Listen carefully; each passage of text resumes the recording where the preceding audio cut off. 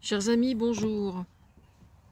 Je vous recommande la chronique de Sophia Ram ce matin sur France Inter, sur laquelle je reviendrai d'ailleurs. Bref, j'ai écouté hier midi sur France Inter l'émission où il y avait pour invité Louis Alliot.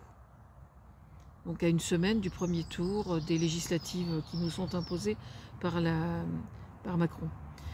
Le RN est pro-Brexit, contrairement à ce qu'ils ont toujours prétendu pendant la campagne des européennes. Donc je vais vous donner le lien évidemment de l'émission. J'ai écouté très attentivement hier midi ce qu'a expliqué Louis Alliot, qui est, je vous le rappelle, second du parti RN. Il a expliqué que dès le départ, leur objectif était de s'opposer à l'Europe, bille en tête, au prétexte de ce qu'ils appellent la souveraineté nationale. Alors, il y en a qui diront, ouais, mais c'est peut-être une lecture un peu exagérée. Bah non, non. Allez écouter, vous allez voir, c'est assez clair quand même. Sauf que cette souveraineté n'a jamais été qu'un leurre. En effet, à aucun moment on ne peut prétendre servir les intérêts de la France avant l'Europe, coûte que coûte, sans tenir compte de l'entité européenne, c'est-à-dire de nos voisins européens, ne leur en déplaise. À moins de vouloir... À moins, évidemment, de vouloir servir de vouloir servir la soupe à tous les lobbies de l'agroalimentaire, aux multinationales, aux actionnaires, et être vraiment au service de la finance, ce qu'ils sont de toute façon, le Rassemblement national. Bref, sauf que cette souveraineté n'a jamais été qu'un leurre. En effet, à aucun moment on ne peut prétendre servir les intérêts de la France avant l'Europe, coûte que coûte, sans tenir compte de l'entité européenne, c'est-à-dire de nos voisins européens, ne leur en déplaise. À plusieurs, on est plus fort que seul, là encore, ne leur en déplaise.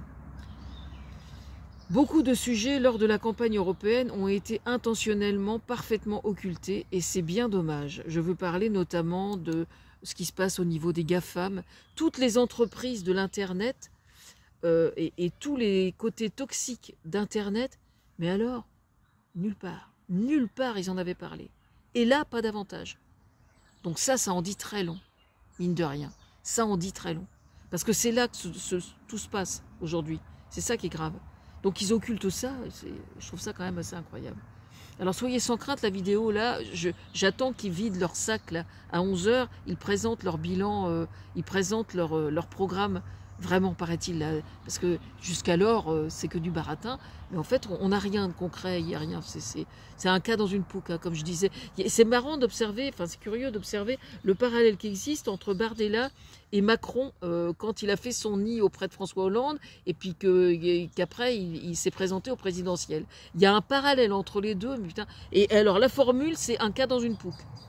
Vraiment, moi qui suis du pays de Caux, un cas dans une pouque, les gens du coin auront compris ce dont je veux parler. Certains peut-être se demandent pourquoi je parle de nouveau de la campagne pour les européennes alors que nous sommes censés, pour les législatives, ne se soucier que de notre Assemblée nationale et de nos députés.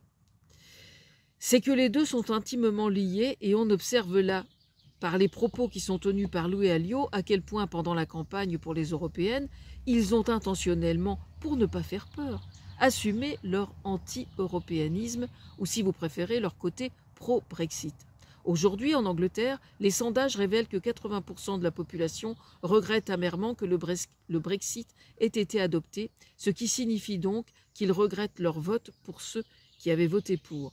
Ils votent dimanche comme nous, et ceux qui sont au pouvoir vont en prendre, paraît-il, une sacrée déculottée. Je n'ose espérer de voir Bardella se promener à poil à partir de dimanche. Aussi, rien que cette image, aux antipodes de sa réputation de gendre idéal ou de Premier ministre, est-il susceptible de nous rendre un minimum le sourire. C'est déjà pas si mal.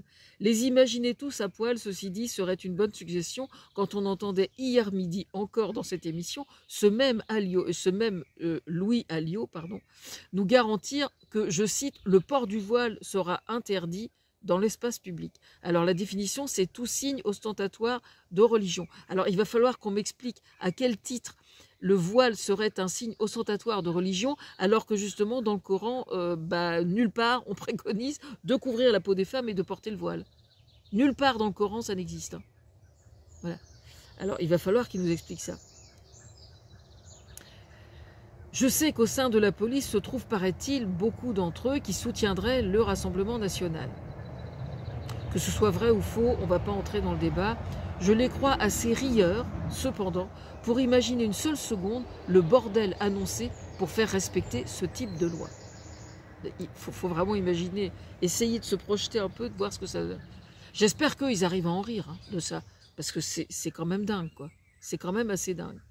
On verra immanquablement des cohortes de femmes atteintes d'un cancer revendiquer une autorisation spéciale auprès de leur médecin pour attester que oui, elles sont bien atteintes d'un cancer, qu'elles n'ont plus de cheveux et que donc, comme une perruque, ben, c'est trop cher, elles choisissent de porter un foulard ou quoi que ce soit sur leur tête.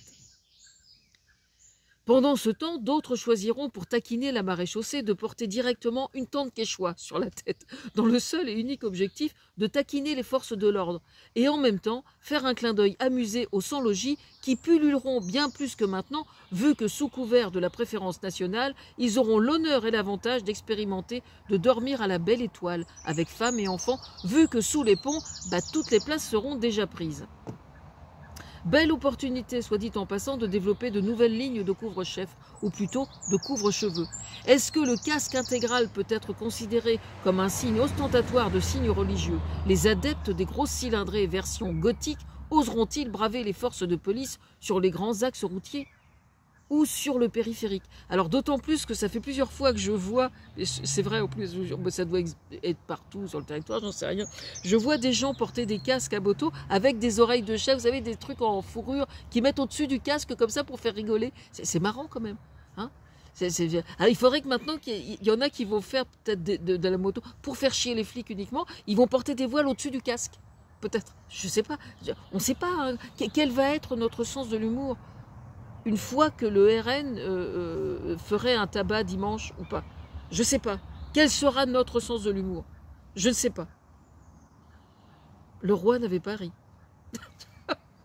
Clin d'œil à Guillaume Meurice, pour ceux qui n'auraient pas compris. Bref, certaines, plus rusées, emporteront des oranges fluo pour être vraiment certaines qu'elles attireront l'attention pendant que d'autres raseront les murs. Quelles belles occupations pour nos forces de l'ordre, ils nous préparent. Mais alors attention, dès que la température baissera, attention. Ne pas confondre décidément le bonnet phrygien avec un voile islamique. Attention, attention. Non mais c'est hyper important quand même. D'ailleurs, merde, avec la mascotte des JO, du coup, le bonnet phrygien est juste hors la loi. Merde alors. Mais attendez, plus drôle encore, ces couillons ne savent pas encore, je crois, mais dans le Coran, nulle part, je dis bien nulle part, le port du voile ou le fait de cacher sa peau n'est conseillé ou recommandé. C'est dingue ça, non? Mais je vous jure que c'est vrai en plus. Hein. Ou comment le RN pourrait bien faire pour allumer des incendies là où précisément ils n'ont aucune raison d'être. C'est ça le vrai problème.